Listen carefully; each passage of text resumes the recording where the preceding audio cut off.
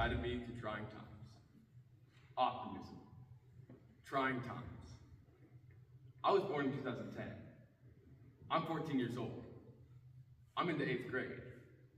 I'm fairly young, and I haven't been through many trying times before.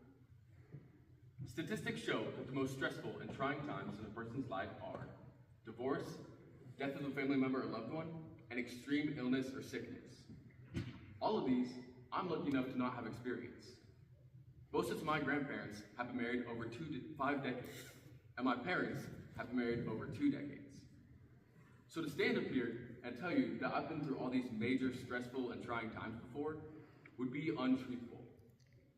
But just because I haven't been through the major trying times doesn't mean I haven't had my own personal trying times. When I was in preschool, I had a speech problem. I couldn't pronounce my G's, the gus sound, or my C's, the cuss sound, which meant goat was oat, go was O. When I went to say car, it was R, and the word cake was just A. Because of this disability, I had to go to speech therapy once a week for a whole year. There, I couldn't even properly pronounce my speech therapy teacher's name, because her name was Mrs. Garjo. However, they taught me how to overcome this personal challenge, and by the end of it, I could pronounce her last name, Garjo, and my last name, Cass. Optimism can often be found in sports and athletes. In fact, it is essential to have an optimistic mindset in order to become a successful athlete. This year, I have participated in 3 school sports: football, wrestling, and basketball. Out of these 3, I found the one that requires the most optimism is wrestling. Wrestling is a sport which requires what some may call a killer mentality. Others may refer to this mentality as optimism. You have to go into every match knowing that you can beat your opponent. It doesn't matter how strong or skilled you are. If you don't believe that you can win, you will lose.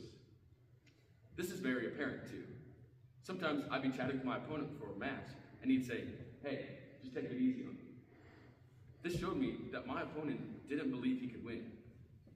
This was my first year as a wrestler, which meant I knew all the other wrestlers had been wrestling a much longer time than me and were much more experienced. Despite this, however, I was always expecting the best and staying optimistic, believing that I could win. I truly believe that is one of the main reasons why I went 14-1 and won the Boys Award for most takedowns on the team. Picture your favorite sport.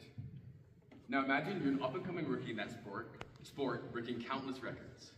You're at the top of your game, dominating the competition. You've proven your skill time and time again. And all that's left is the championship. And you could be the first rookie to win it. If you've ever seen the Pixar movie Cars, you may have realized by now that I'm talking about Lightning McQueen. In the beginning of the movie, we see Lightning as a very skilled yet cocky rookie. He acts like nothing can touch him. He's all about the fame, success, personal accolades, and sponsorships. McQueen doesn't have a care for anything else, including his relationships with the other racers and his own team.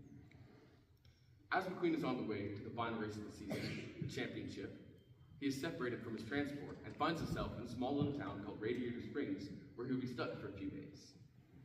With his time in this town, McQueen learns a couple valuable lessons, such as humility, learning to serve others, and the importance of friendship. This may be just a children's movie about a race car, but I believe we can look at this through the lens of optimism and trying times.